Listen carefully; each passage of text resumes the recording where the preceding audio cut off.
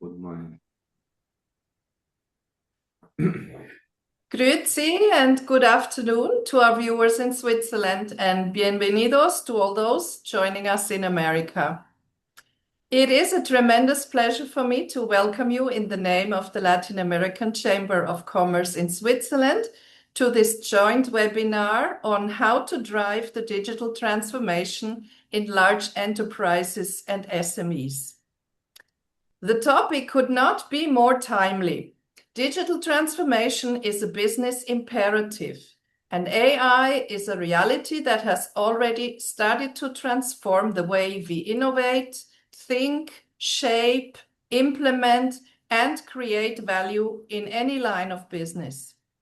Therefore, AI has important strategic implications for leadership, customers, culture, decision-making, and business models, both in large enterprises and SMEs.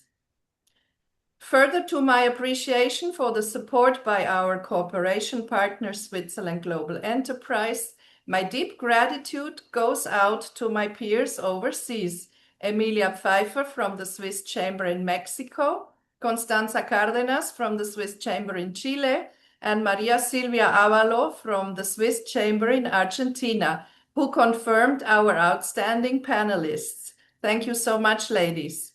And it is my honor to introduce our panel to the audience.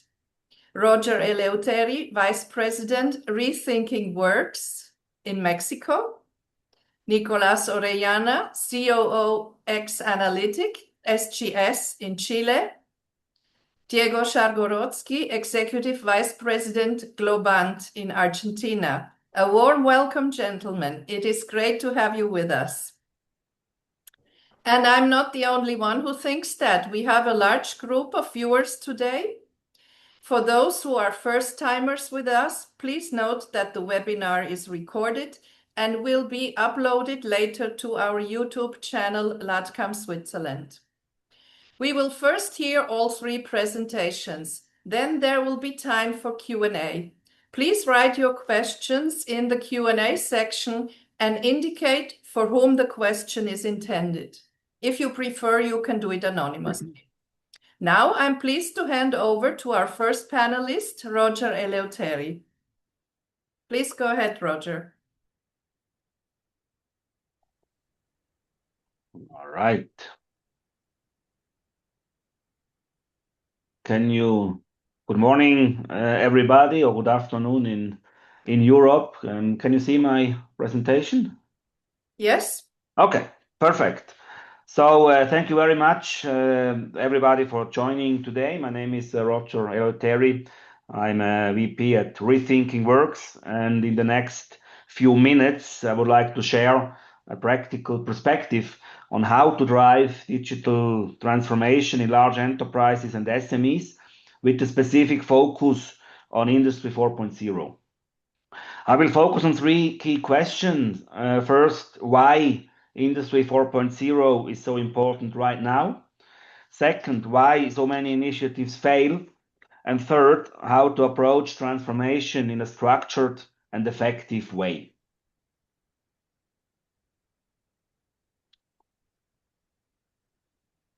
Let me briefly introduce how we approach this at the Rethinking Works. Our focus is very simple. We aim to turn transformation into measurable economic value. In many organizations, transformation is fragmented. There are multiple initiatives, multiple tools, and multiple teams, but often limited alignment and limited impact. What we do instead is structure transformation as an integrated program, connecting growth, operational excellence, and governance in a disciplined model oriented to create value. We combine multidisciplinary expertise, international experience, and a structured execution approach. But the key message is transformation only works when it's aligned, structured, and clearly linked to business outcomes.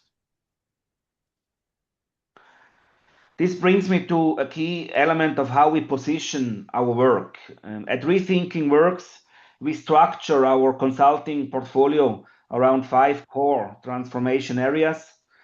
strategy and governance, organizational transformation and effectiveness, go-to-market or international expansion in many cases, blue economy, and last but not least, operational excellence and Industry 4.0. Each of these is a distinct transformation domain, and each one can independently drive value creation within an organization. What we typically see in companies is that these areas are managed separately. Different teams, different priorities, different initiatives, and that is often where the problem starts. Because while each domain creates value on its own, the real impact comes from how they are aligned and orchestrated together. For example, you can invest in Industry 4.0 technologies, but without alignment with operational excellence, efficiency gains remain limited. Or you can define a strong strategy, but without organizational transformation, execution does not follow. So the idea is this: each domain is a lever of value creation, but alignment across domains is what unlocks full impact. And this is exactly how we focus our work. Now, why is Industry 4.0 so important? The answer is simple: because it directly impacts on core business performance. It improves productivity, reduces costs, increases speed and flexibility, and enables better and faster decision making. For large enterprises, the challenge is typically complexity.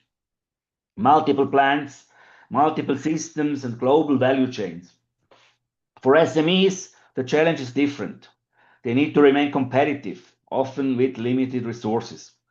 But in both cases, Industry 4.0 offers very concrete opportunities. Typical use cases include predictive maintenance, process visibility, and quality improvement. So the objective is the same: to enable better decisions based on real-time data.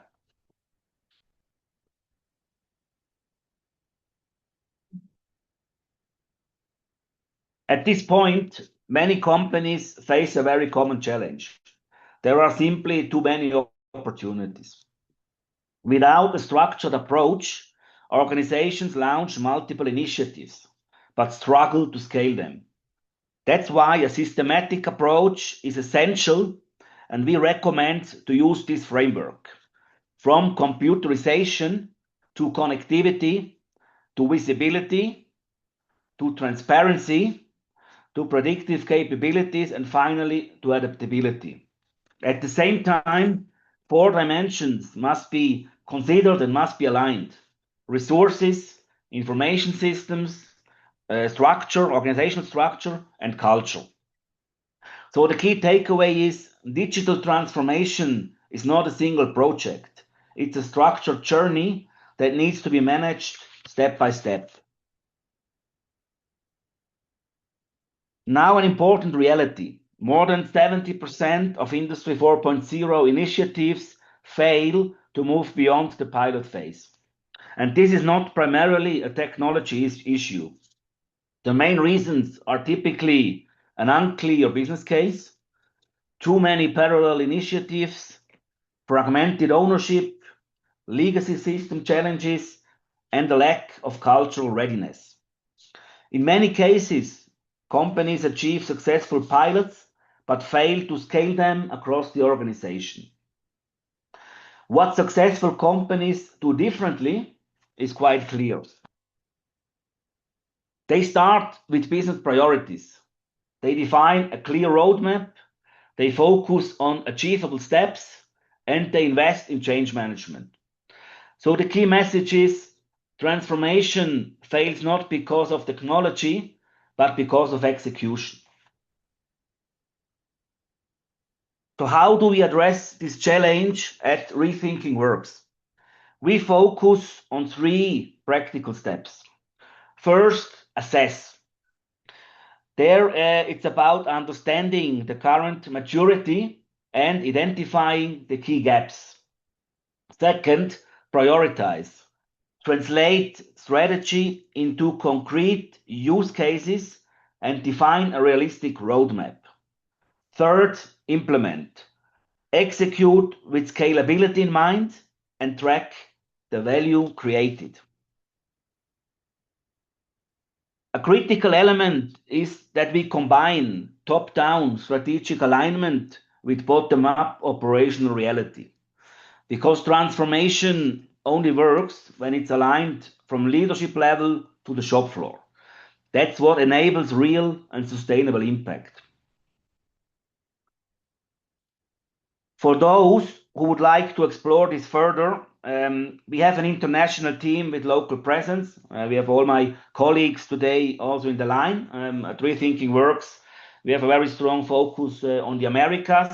We are headquartered in the US, but we have a very strong presence in Mexico and in Brazil. On the other hand, we have Andreas in Switzerland. We have also representatives in Germany and also in Near and Middle East. So you can reach out to us, to each of us, and we support organizations across the full journey in Industry 4.0 initiatives.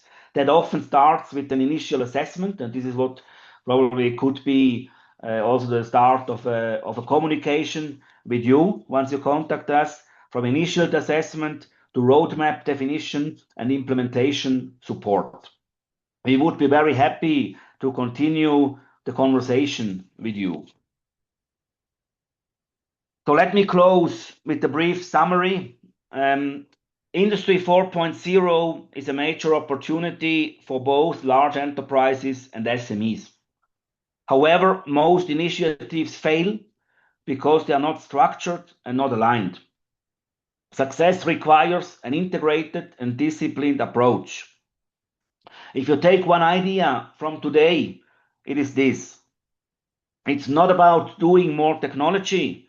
It's about transforming the business in a structured way. Thank you very much for your attention, and I will be glad to answer some of your doubts or questions you might have. Thank you.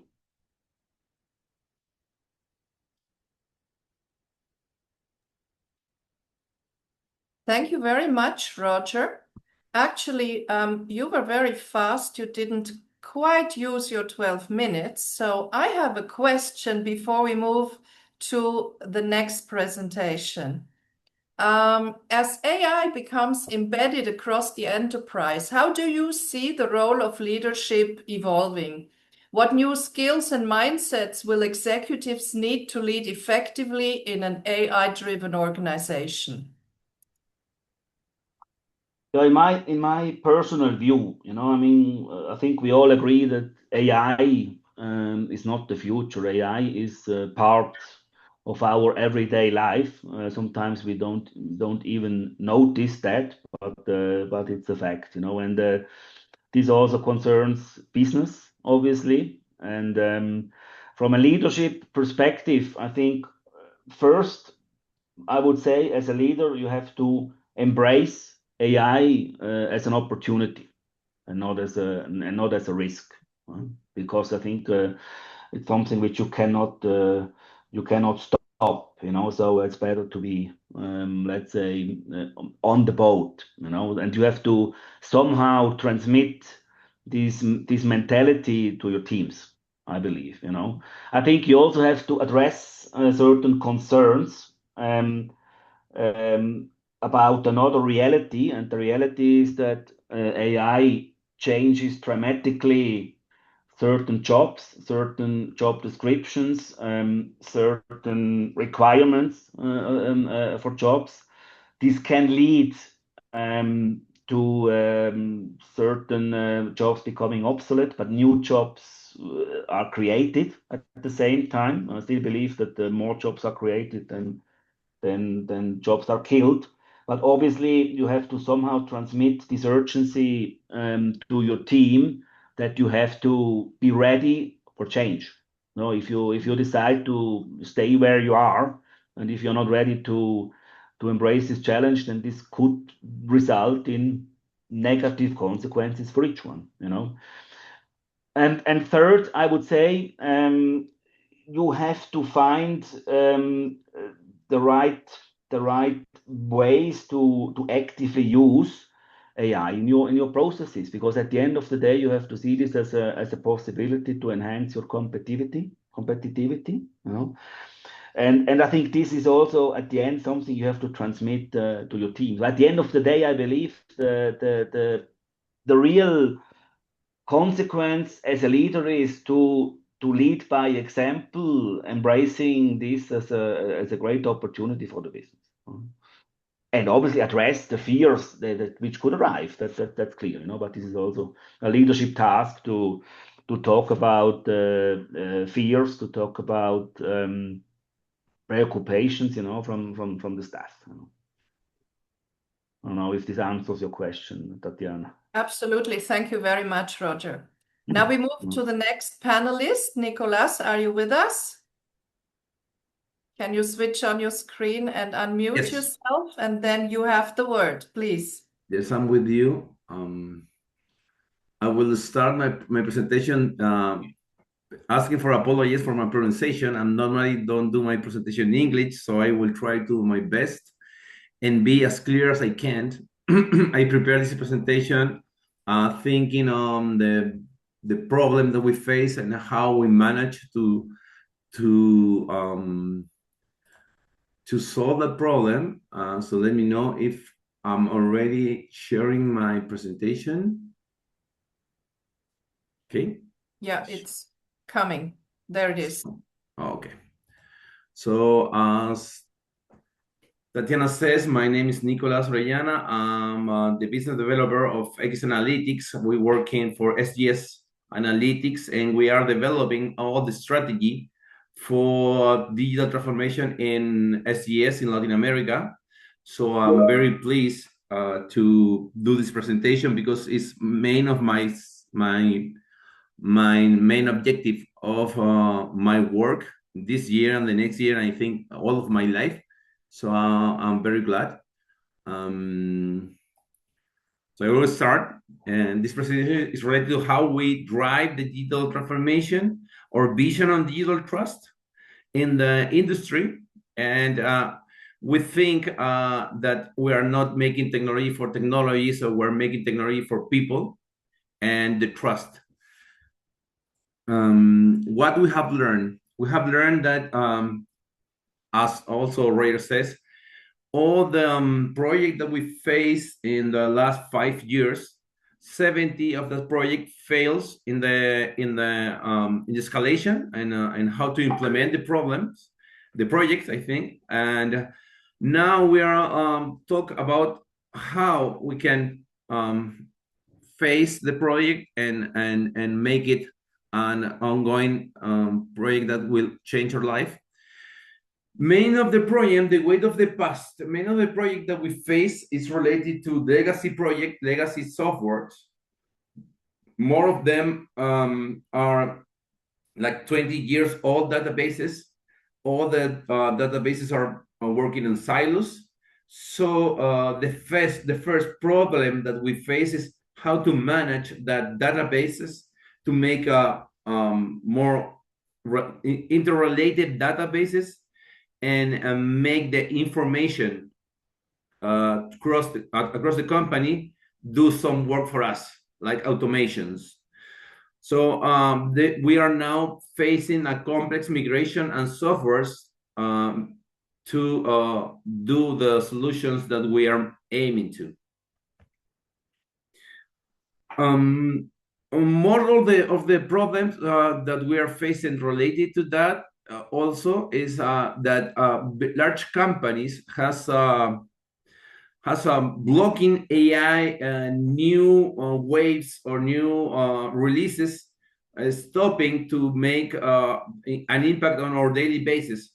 Main is related to what companies do with artificial intelligence is blocking the new releases. So we're working in large companies like in 6 months or 6 months, 6 months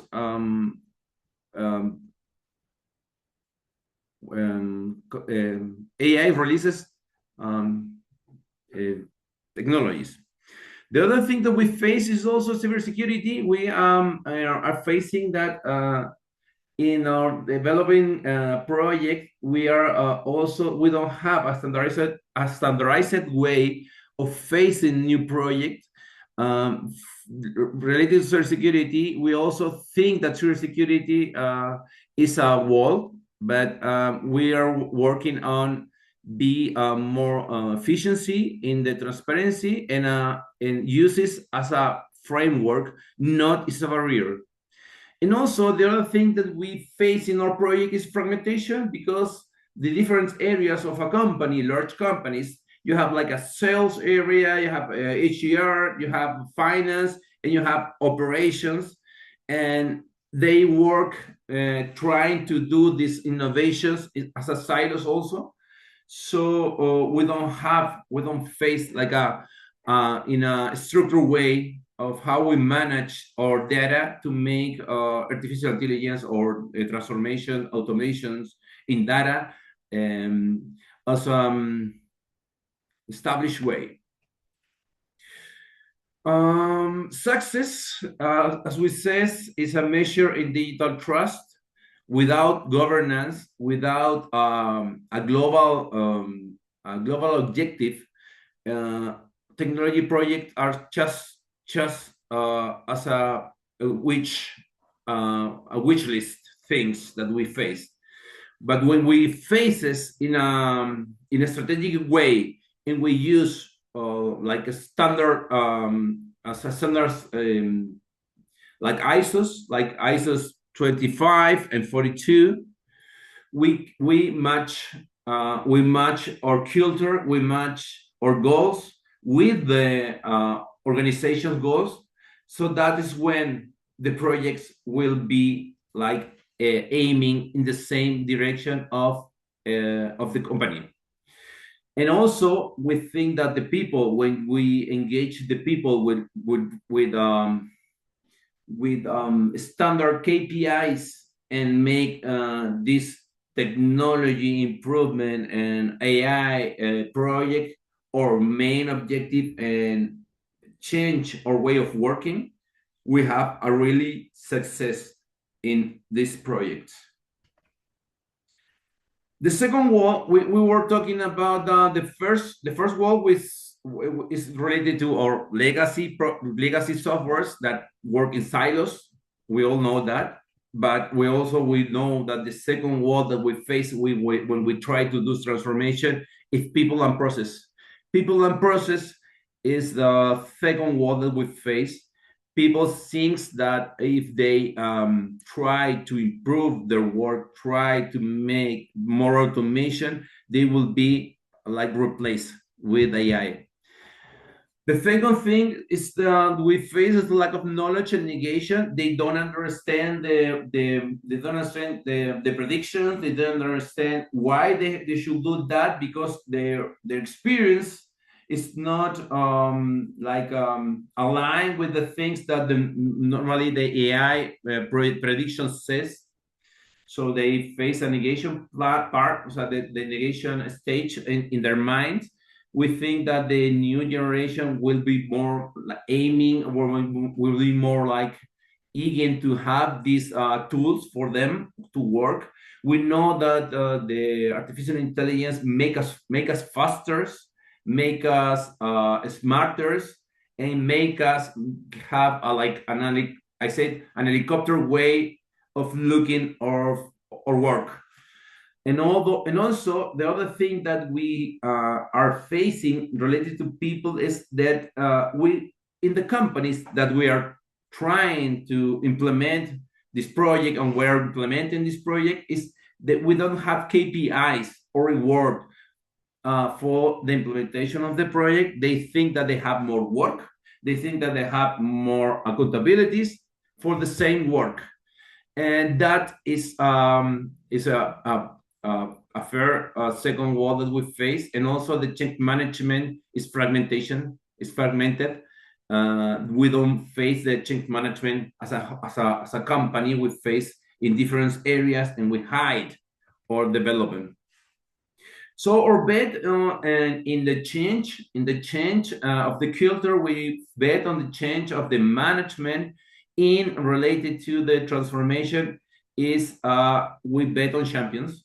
We think that the human is the bridge, the technical knowledge of the problems is the bridge. So when we try to implement the problems, we are thinking on the people ask us for what they want to change. The people ask us for what they want to make an improvement in their work. And like regular works and normal task, we want to make it in automation, make it in improvement. So for us, the people are the translations for the technology into our work. And we also believe that the role is to detect the real problems and how to solve it using technology. And really make AI use cases and really understand that the governance and the framework that they have, so that we can make them we can make them do the change with KPIs. So how to resolve the chaos? How to resolve the chaos? We empowerment the champions. We give them really KPIs. They don't have an extra task. Their task is to solve the problems. We don't make technology for technology. We make technology to actually solve the problems that today we have a lot of problems related to legacy software. Will have to relate a lot of problems relative to manual tasking, manual activities that we want to change and make it automation. Also, agile governance. We think that moving from provision to security enablement of the things of the project, using cybersecurity path to make them, and also not doing everything at once. We want to make all the project step by step. And also the access to the information is the key, and the culture is the key. Our armor is the ISO 25000, that is information security. That show us how to make how to enter to the information, how to manage the information, and when to manage the information. And the other one is the 4201 is the norm to AI implementation and management systems that guarantee transparency and ethics. We in our industry, that is not like LAM. It's more related to time series, it's more related to predictions, it's more related to anomalies detections.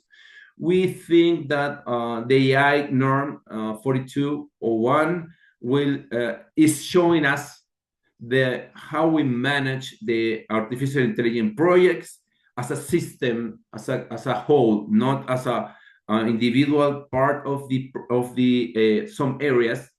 And we are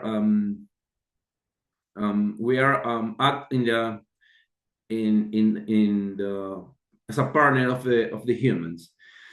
What are the areas that we impact as enterprise? In sales and marketing, we have the challenges mass personalization. We have the champion value is related to how we qualify or lead for optimization, and how we automate our sales and marketing problems, projects, activities more easily for us and more sufficient. In operation and maintenance, we are developing project like real-time predictions and anomaly detections. For us, is related to the direction of the unscheduled downtimes, giving us for the problems and the project and the processes more availability. And also we are seeing how the cost reductions impact. For finance and procurement, we are looking for more reportability. We are looking for avoid fraud detection. So the champion value will be for risk automation and for faster analysis. the data that that we use for doing financial projections and financial report is too many across all the company, like human resource, laboratories, operations, sales, for do oral analysis. So automation and AI will help us in that. For human resource, where we are aiming to have faster talent analysis and better employees benefits tools, that we're seeing how many companies are developing that. In Chile, we have like Verify, and we have Book, the companies that solve many problems related to human resources things. So identification of a skill gap, and also better benefits better benefit deployment for our internal clients. And laboratories, we are seeking for traceability, TAT, and customer self-services. So give them the information to they make their own analysis, to have an end customer solutions in their platforms, their own platforms, and also give them reporting improvement. So at SGS, we don't just talk about AI, we try to live it. Our policies in the region are based on establish the digital trust to ensure faster and better response, deliver better solution through our business cases, champions with KPIs per area, and clear roadmap. So we take transformation like safety. We start all our oral meetings and end our meetings talking about innovation. So that's my presentation, and we love the technology, and we embrace the technology as our like air in our company. Thank you. I don't know. Thank you very much. And I don't know if any of you want to take a shot of that QR code, then you can talk directly with Nicolas, I think. Nicolas, can you get out of the share screening mode, please? Okay. Very good. Given the advanced hour, I want to move to our next panelist, Diego Szargorodzki. Please go ahead, Diego.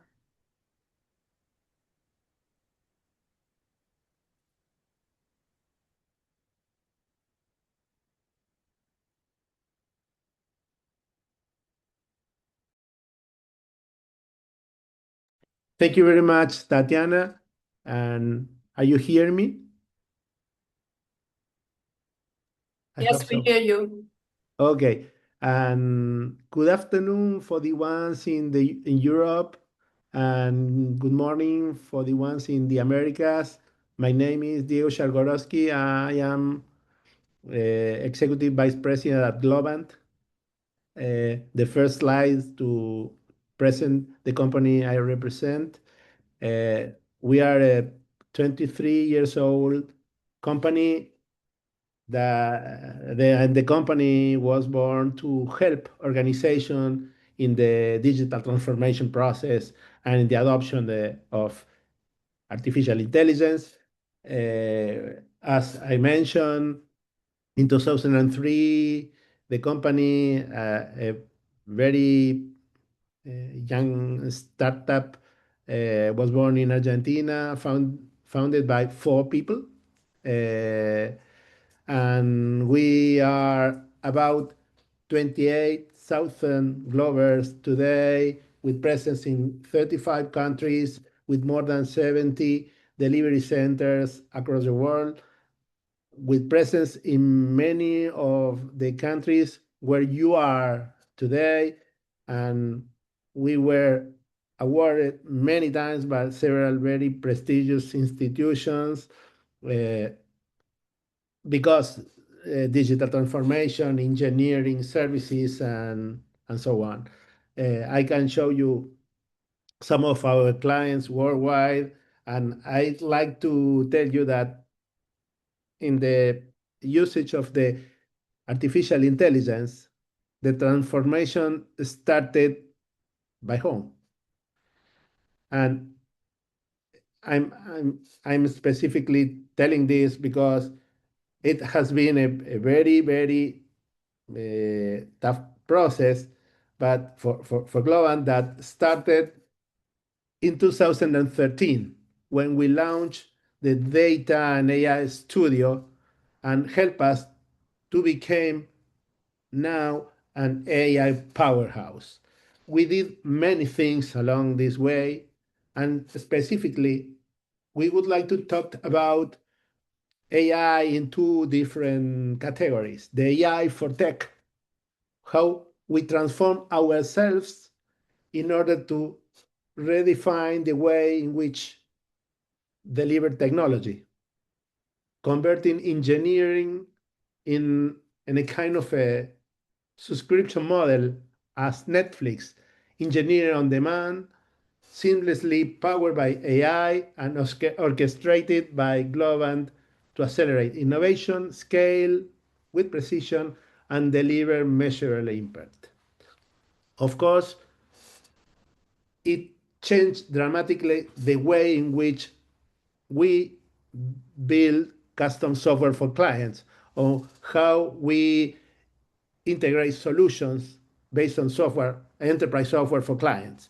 And I would like to talk in this panel about what is our new offering for clients about the usage and the adoption of AI for tech. Of course, we do also AI for business because we are helping clients to reinvent their respective industries with AI-driven solutions that accelerate processes, elevate customer experience, and unlock new revenue threads. There's a kind of a funny example of this because in multiple audiences, nobody believes that we are an AI powerhouse. But if you go to the Amazon online and you type Globant, you can find a paper book already offered in the marketplace, written by mid 2018, embracing the power of the AI. And this book uh, was kind of a cornerstone for the company because it triggers the AI offering to the market, but at the same time was a kind of a reference for our Glovers to be trained in all what we do regarding this. By the way, it includes an AI manifesto in which we can address all the concerns and worries about the usage of AI that we take seriously and we have used to train our people and to craft the mission of the company regarding this topic. What we do in our own transformation, how we transform ourselves to offer our services to client. We have created what we call AI pods. And what it means is we are offering the client to stop buying hours, subscribe for services to get velocity, powered by AI, with human supervision, the outcomes are human verified, and they are ready to use when you are ready.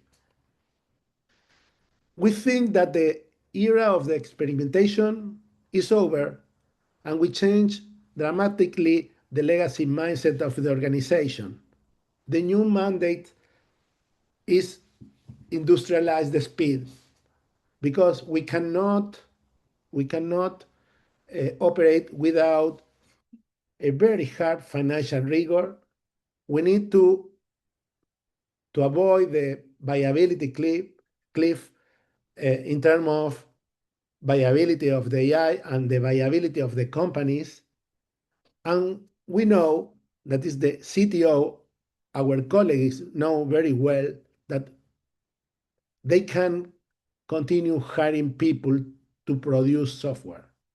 And we need to decouple the software production from people, and we need to use the artificial intelligence to be more and more efficient.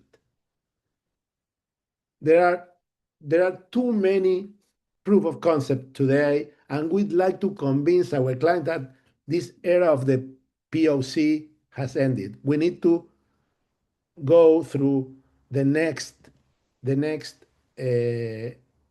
structural transformation very fast because, and we know there are a lot of internal friction because most of our clients has bought many tools and many tools regarding AI, and we know that co-piloting legacy processes and agile processes get yields only a marginal gains. You get only individual productivity, but you cannot access to the enterprise productivity we are trying to commit to our clients.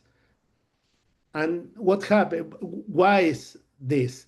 It's because in most of the cases there is a misalignment we call the Aubrey paradox. Legacy vendors sell time, and you need speed, and nobody would like to cannibalize their own revenue. And this is the reason because we know that we can change the rules of this game in a different way. The traditional enterprise approach is failing to materialize their ROI in the usage of AI tools they deploy to their own teams. And then AI native disruptors are mobilizing resources and also are operating at blazing speed. But in the case of the real enterprises, they are taking risks, as my colleague stated before, that are unsuitable for the Fortune 500 companies. This is the reason because we are offering a balance between speed and rigor, creating our AI pods that wrap the methods and the metabolic rate of a startup with the rigor required to our clients, some of the largest brands worldwide. What we promise the company is a methodology formalized in the code that enforce quality, security, compliance, and intellectual property standards, wrapped in a governance methodology, agentic execution to write code, test, document at blazing speed, and in the middle of this, the human strategy, because our senior architects and experts define the what and the why, and also are the supervisors of the quality of the outcomes we produce. Our framework has of AI pod has a very transparent anatomy based on execution, governance, and learning. And we try to orchestrate real workflows of delivery that includes capability units, agents, people, and humans in the loop validation, and a platform that enables all of these things in order to render services. And it's our aim to sell those services as a subscription. You can buy AI AI pods. That means a capacity to create brand new software and maintain all software and integrate enterprise platforms, as you can buy any other subscription of any other product. And having said this, we would like to pre-pack some of our offerings in order to perform some of the usual functions you access when you craft software, modernization of software, accelerate prototyping and new features of new software, the sustainer of the activity, because you have to maintain the software created already. We need to work with with data in a very profound way. And also you can do many other tasks of the software lifecycle. That means product definition, quality assurance, and many other things that have been packed in order to be buy as a subscription. Of course, each one of the work types requires a different package. We can measure the capacity in tokens, and also we can supply specific things to each one of the client, keeping a human interface that interact with your teams and get all the advantages of the AI assisted software creation.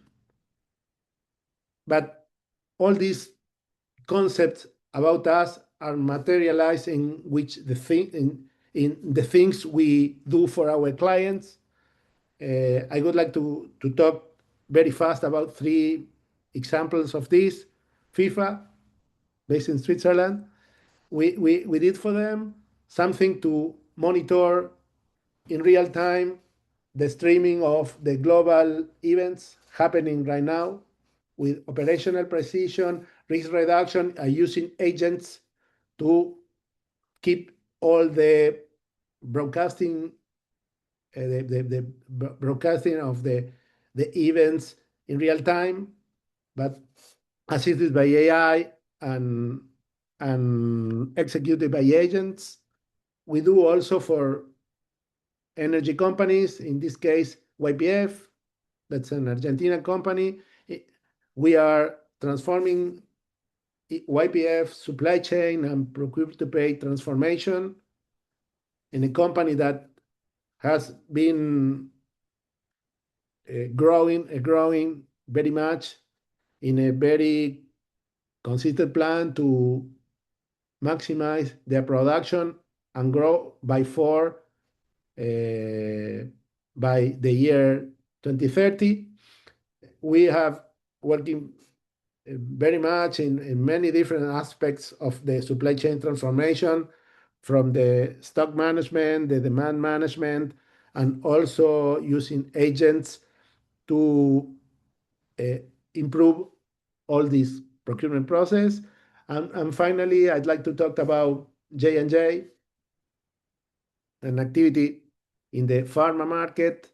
It's a highly regulated market in which compliance and privacy are key, and we are working with them,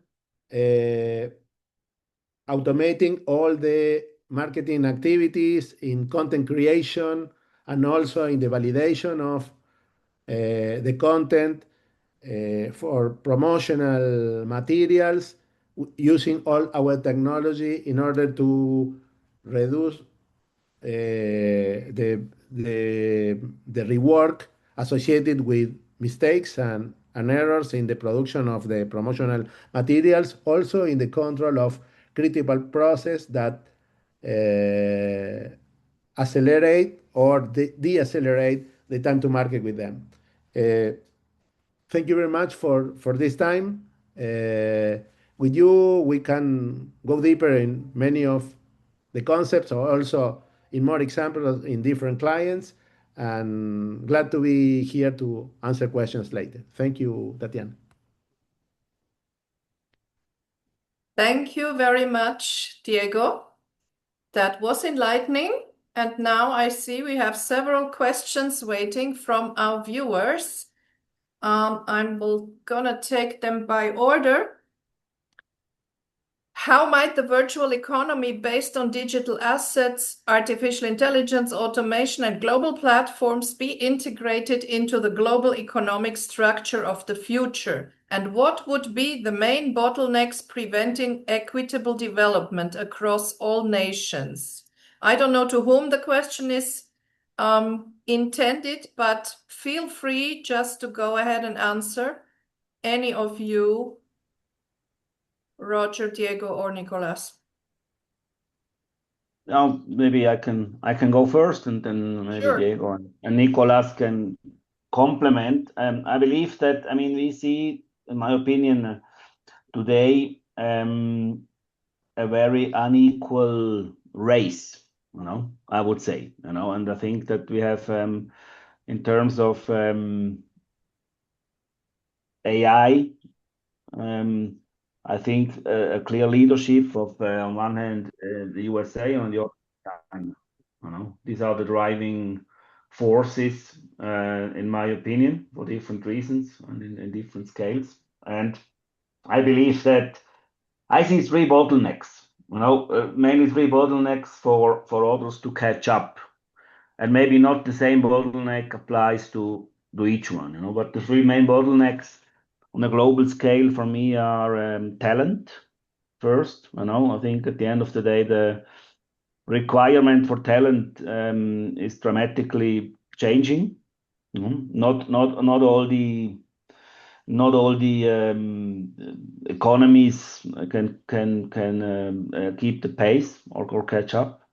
The second one, probably most dramatic, is energy requirements. A country or an economy without sufficient energy, is absolutely not able to be in this race, because the critical limitation for the growth of artificial intelligence is energy. The huge data centers you need, they need a huge amount of energy. And there I have to say that I do not see very positive perspectives for Europe, because there is not sufficient energy, and the energy is too expensive, specifically in Germany, and to some extent also in other countries. And I think the third bottleneck could be, or let's say the third element which could somehow hinder the speed and the progress, is regulation. And there I think that both USA and China, for different reasons and with different constellations, provide a much more flexible environment than, for example, Europe.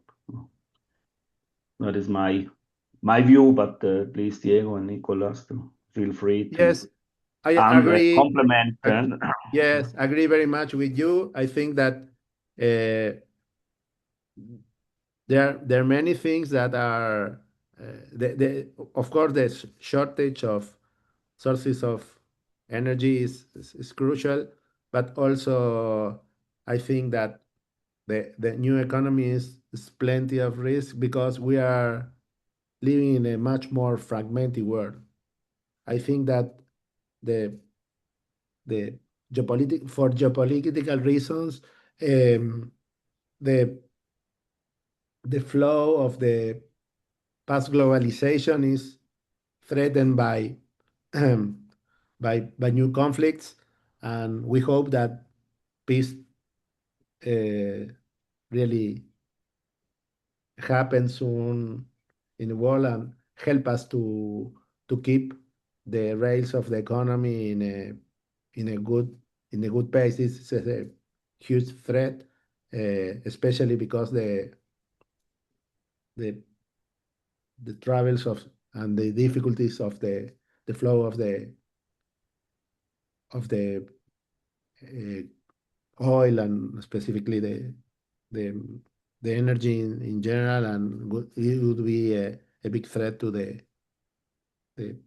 the development of the world economy. Finally, I'd like to add that there is no consensus about the way in which the artificial intelligence is governed, and I think that it creates a lot of imbalance across the region and among the countries, and we need to understand sooner or later how how it's going to happen. With the internet, the the I would like to say the creators of the monster established very clear rules in the very beginning, and it becomes something that help the whole world. And this is still not clear in the case of the AI. Thank you both. Before I take the next question, it looks like Nicolas has left the building. Maybe he's had some technical problems, we don't know. Anyway, the next question is from the same viewer, Rodovaldo Rodriguez. How might the growing integration of artificial intelligence into global financial systems transform both the security and vulnerability of the economic ecosystem? And what factors might be involved in preventing scams, algorithmic fraud, and digital money laundering from spreading unevenly across nations with different levels of technological development? Whoa. Yeah. Well, I'd like to take this one. It's very difficult to understand yet how to handle this. We are plenty of benefits and also the threats. Most of the more important central banks are working together how to handle these kind of things. The level of the fraud in the system is increasing, by the way, as well as increase the abilities of the AI to make it happen. However, what is very interesting is to see the collaboration between not only the central banks, also the payment rails uh, already established in all the geographies, and also the fintech ecosystem in order to avoid fraud and scams and things like this. Again, I think that the collaboration in the Western Hemisphere is still high, and the institutions are working very hard to create a much more secure environment for financial transactions and for banks and things like this. There are also some collaboration with Eastern nations, especially with China, because they are threatened by the same kind of problem. And there is I guess there will be more and more regarding the usage of technology in order to avoid this. It's still complex to say something, but um, the caution that some of the model creators like Anthropic and OpenAI regarding the new models is a good example of responsibility when the the the the rise of a new technology could erode the system much more. I don't know exactly how to be handled in the future, but at least there is a global concern about how to control these kind of things.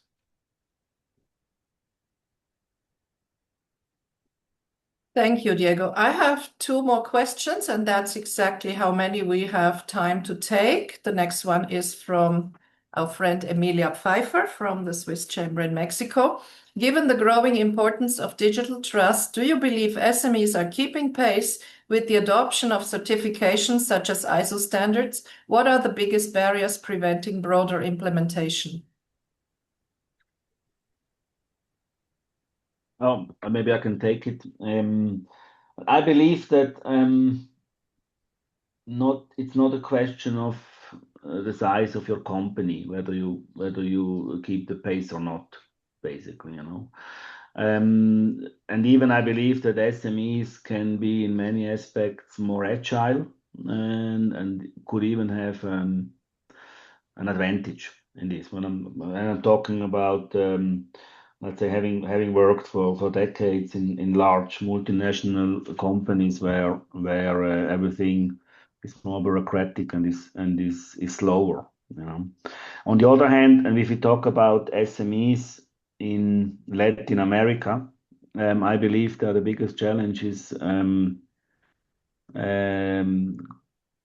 corporate governance, formality, institutionalized processes, where I believe this could be, in many cases, a barrier, because the topic you mentioned, certifications, require a very defined governance in the company, and I would say that this might be the most important barrier. It's also a barrier to in other aspects. It's also a barrier for many companies to become supplier, SMEs to become supplier of large companies. In Mexico, I see this all the time. They are great companies. They have great products, but at the end they lack of certain institutionalization, corporate governance, and compliance procedures. This happens a lot here, and this holds them away from very interesting businesses, being a supplier for large companies.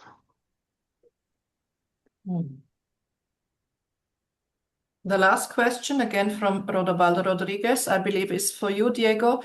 With over 70 delivery centers, which geographical regions are the priorities for your next phase of growth? And how is Globant's partnership with OpenAI and NVIDIA being implemented in your current AI projects?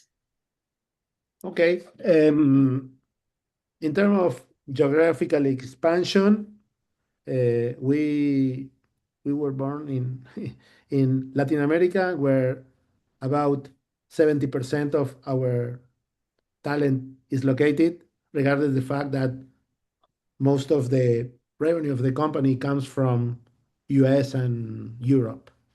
We are a global company that was born in Latin America, and we still operate mainly with talent from Latin America, but we also have delivery centers in Asia and countries like India, or in which we trust a lot and that supplement what we do.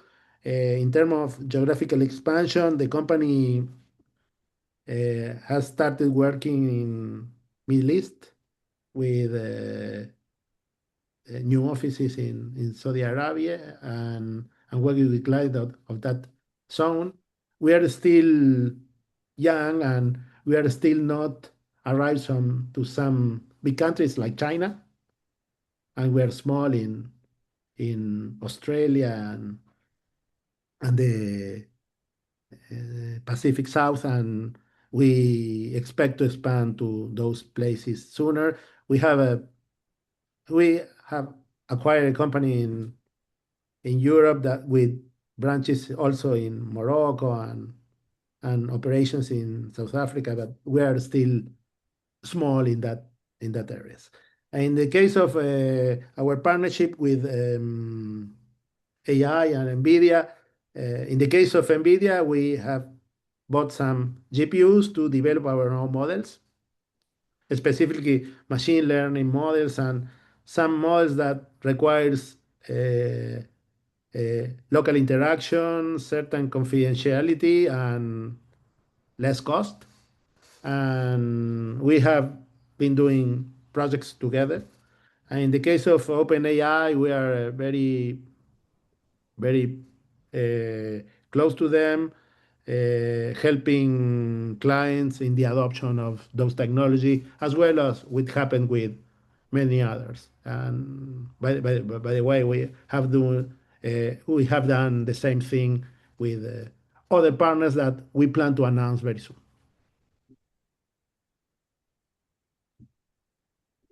Very good. Thank you, Diego.